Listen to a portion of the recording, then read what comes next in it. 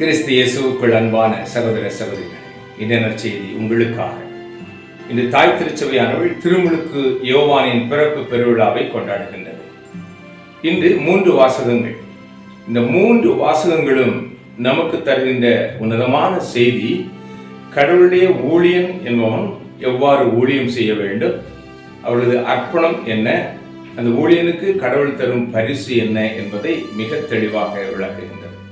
இன்றைய முதல் வாசகம் எசாயா தீர்க்கதரிசியின் புத்தகம் 49ஆம் அதிகாரம் 1 முதல் 6 வரை உள்ள இறை வார்த்தைகளிலே, நான் கருப்பையில் இருக்கும் போதே ஆண்டவர் என்னை அழைத்தார், தாயின் கருவில் இருக்கும் பொழுதே என்னை பெயர் சொல்லி அழைத்தார் என்று யோவானின் பிறப்பின் முன்னறிவிப்பை தீர்க்க தரிசனமாக ஏசாயா வழியாக தந்தையாம் கடவுள் முன்னுரைத்தார்.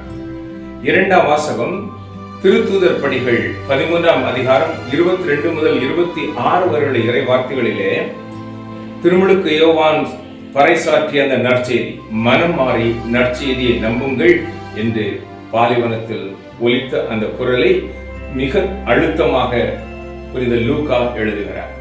நற்செய்தி வாசகமோ திருமுழுக்கு யோவானின் பிறப்பை ஒட்டிய சம்பவங்களை கூறி, அவர் மனமாறி நற்செய்தியை நம்புங்கள் என்று மிக தைரியமாக பரிசேயர்களுக்கும் சதுசேயர்களுக்கும், ஏன் அரசனாகிய ஏரோதுவுக்கும் முன்னாக நெஞ்சை நிமிர்த்தி நின்று மிகுந்த தைரியத்தோடு அவர் குற்றங்களை கண்டித்து உரைத்தார். காரணம், நாம் பெற்றிருக்கிற தேவ ஆவியானவர் கோழையின் ஆவியல்ல, தைரியத்தின் ஆவியானவர். நாம் ஆண்டவரோடு இணைந்து பரிசுத்தமாக வாழும் பொழுது ஆண்டவரை தவிர இந்த உலகத்திலே யாருக்கும் அஞ்ச வேண்டிய தேவையே இல்லை. காரணம், நானும் என் ஆண்டவரும் பரிசுத்த உறவில் இருக்கிறோம் என்ற மிகுந்த அந்த தைரியம், அந்த உயரிய உறவு. அன்பானவர்களே, இவர் அறிவித்த செய்தி, பாவத்தை விட்டு மனம் மாறுங்கள், இருளுக்கிருந்து ஒளிக்குள் வாருங்கள், மனம் மாறி புது வாழ்வை பெறுங்கள், ஏனெனில் விண்ணரசு நெருங்கி வந்துவிட்டது என்று அறிவித்தார். இவருக்கு இருந்த தாழ்ச்சி, அவர் சொன்னது என்னவென்றால், எனக்கு பின் வருபவரின் மிதியடிகளின் வாரை கூட அவிழ்க்க நான் தகுதியற்றவன் என்று கூறி மெசியாவாகிய கிறிஸ்துவின் வருகைக்கான பாதையை உருவாக்கினார், அவை தடம் பதிக்க செய்தார். அன்பானவர்களே, நாம் ஆண்டவரால் அழைக்கப்பட்டிருக்கிறோம். திருமுழுக்கு பெற்ற ஒவ்வொருவரும் ஆண்டவர்கள் பணியை செய்ய அழைக்கப்பட்டவர்கள் தான். ஆனால் நாமோ உலக பிரகாரமான கவலைகளிலே சிக்கொண்டு அழகானவன் நாம் செய்ய வேண்டிய உண்மையான பணியை செய்ய விடாமல் தடுத்து வைத்திருக்கிறார். அவ்வாறு அதையும் மீறி அழைக்கப்பட்ட குருக்கள், கன்னியர்கள், துறவர சபையினர், பொதுநிலை ஊழியர்கள், திருத்தொண்டர்கள் செய்ய வேண்டிய பணி என்ன? திருமுழுக்கு யோவான் சொன்னார், நான் சிறுக வேண்டும், அவர் பெருக வேண்டும்.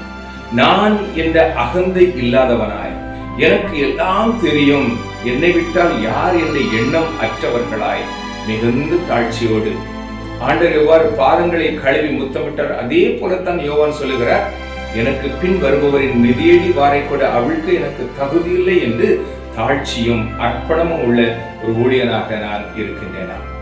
அன்பானவர்களே, நான் எனது வாழ்வின் மூலம் சாட்சியாக இருக்க வேண்டும். அதைத்தான் திருமுழுக்கு யோவான் செய்தார். பரிசுத்தம், தைரியம், இறை உறவு, ஒருத்தல், உபவாசம், இவற்றின் மூலம் ஆவியின் வல்லமை பெற்றவராய் தைரியமாக முழங்கினார். நாம் நமது இறை ஊழியத்தில் நாம் ஆண்டவரோடு இணைந்திருப்பது உண்மையானால், நம் முன்னால் இருப்பது யார்? அதிகாரத்திற்கோ, அந்தஸ்திற்கோ, பணத்திற்கோ, ஜாதிக்கோ, வேற எந்த வெறித்தனமான காரியங்களுக்கும் நாம் பயப்படாமல், ஆவியானவர் நம் மூலம் பேசுகின்ற வார்த்தைகளை தயவு தாட்சண்யமின்றி, பாரபட்சமின்றி நாம் முழக்க வேண்டும். நாம் ஆண்டவருடைய செய்தியை தைரியமாக எடுத்துரைக்க வேண்டும். ஆனால் இன்றைய காலகட்டங்களில் வந்திருக்கின்ற மக்கள், வந்திருக்கின்ற அதிகாரிகள் என்னை பாராட்ட வேண்டும், கைதட்ட வேண்டும், இவரல்லவா ஊழியர் என்று வாய்மொழியாக அவர்களுக்கு பாராட்டுகள் கிடைக்க வேண்டும் என்ற ஊழியங்கள் பெருகி போய்விட்டன. ஆனால் இன்று திருமுழுக்கு யோவானின் பிறப்பின் வழியாக ஆண்டவர் கற்றுத்தருவது, ஆண்டவரின் மனமாற்றத்தின் செய்தியை அறிவியுங்கள், தைரியமாக இறைப்பணியை செய்யுங்கள், அதற்கு கிடைக்கும் பரிசு என்ன? திருமுழுக்கு யோவானை போல இந்த உலகில் பிறந்தவரில் பெரியவர் எவரும் இல்லை என்ற ஆண்டவரின் உன்னதமான ஒரு பாராட்டு. அன்பானவர்களே, அது மாத்திரமல்ல, விவிலியத்திலே 3 பேரின் பிறப்பு விழாக்கள் தான் கொண்டாடப்படுகிறது. அன்னை மரியாள், நம் ஆண்டவரை இயேசு கிறிஸ்து, திருமுழுக்கு யோவான். ஆண்டவர் கொடுத்த பெருமையை பாருங்க.